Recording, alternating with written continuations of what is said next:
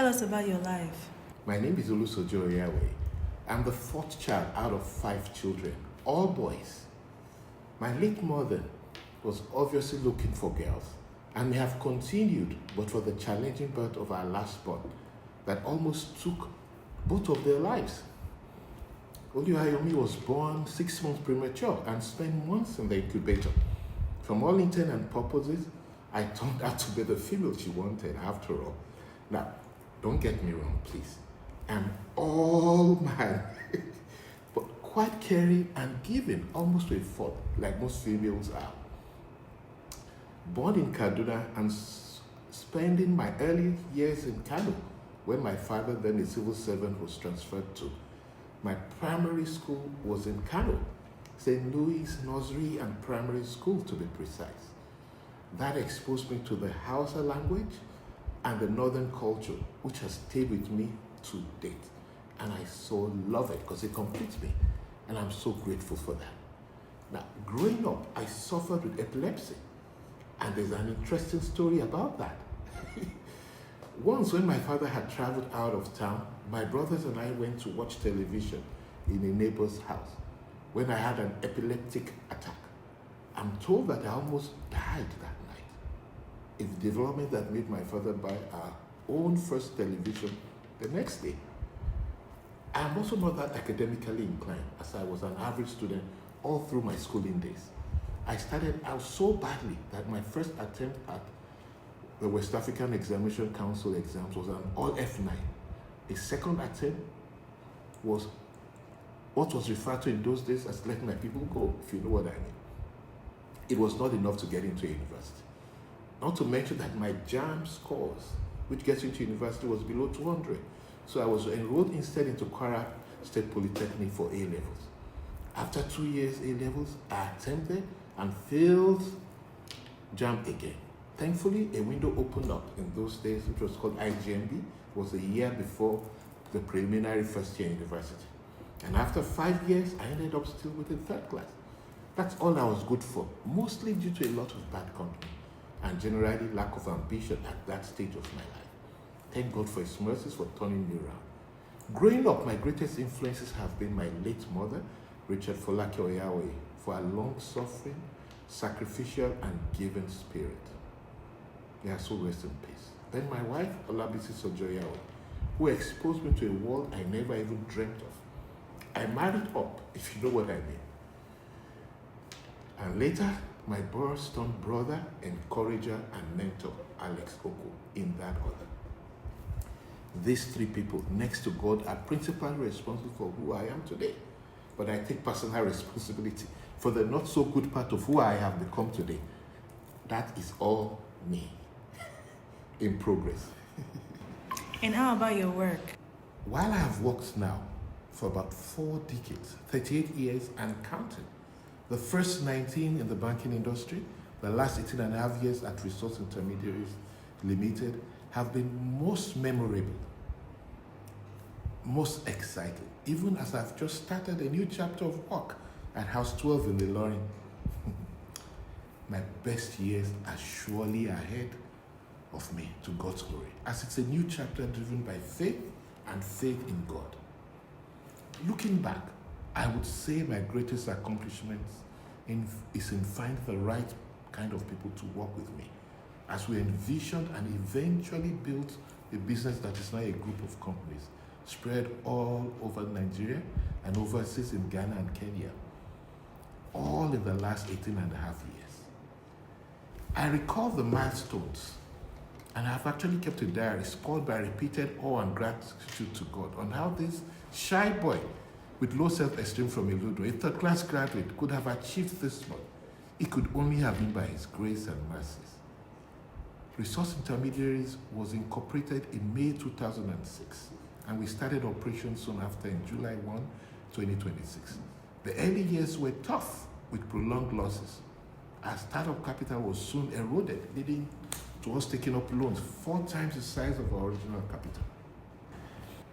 Our first profit was in 2010, November 2010 to be precise, with 57,000 naira profit. That was 5 whole years after commencement of business. It took another 5 years to wipe off all prior losses. Inspired by our versatile board, we realized early that size was key to sustain growth.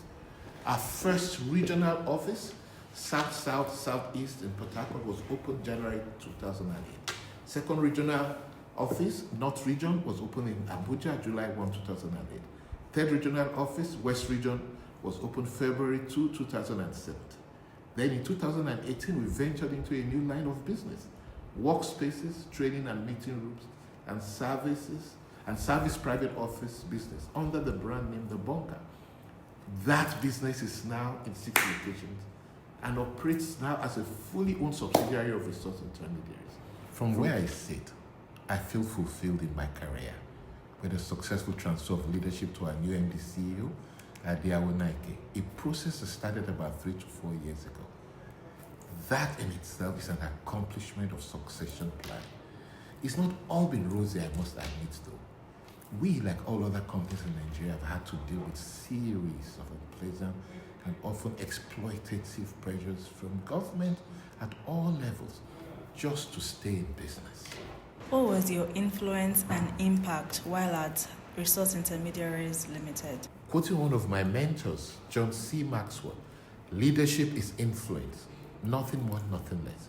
When I look around me, I marvel at the sight of the intern that joined us years ago and is now second in hierarchy in the organization I led, Resource Intermediaries. I stand in awe as a janitor who joined us without school certificate, now holds a higher national diploma and manages one of our workspace facilities in Lagos. I see several people who came to RL straight from NYC, some now in executive committees or MD CEOs of our subsidiary businesses or accomplished worldwide. I smile with joy as I see staff within 6 months of employment adapt to our RL culture of freedom and responsibility, each intentional in adding value proactively while maintaining harmony between work, play, self, faith, and community responsibilities as they emulate me, even without me requesting that they do so. I look at my executive committee and in gratefulness to God for how that team has remained relatively stable in 18 and a half years without rancor or us breaking into camps. I can say with confidence that I have impacted RL more positively, enough to overlook some of my failures, being human after all. My influence and impact is visible for all to see, and surely I'm leaving the organization in safe hands to take RL even to greater heights. I see you have a number of awards and recognitions. Where are they from? Well, as you can see behind me, I'm privileged to have a wall full of awards and commendations through the years from the outsourcing community in Nigeria and abroad, my All Students Association, Federal Government Colleges and All Students Association, where I was president of the alumnus 3 times, from various keynote speaking engagements and the secular and the religious communities, various other leadership spaces where I've been invited. And I just received a new award for House 12 Workspaces in Ilorin, for House 12 being awarded as one of the top 10 businesses in Ilorin. Now, House 12 is less than 8 months and already is winning awards. I thank God for this kind of legacy. Thank you, Kwara Life. Thank you, Ilorin. What are your core values?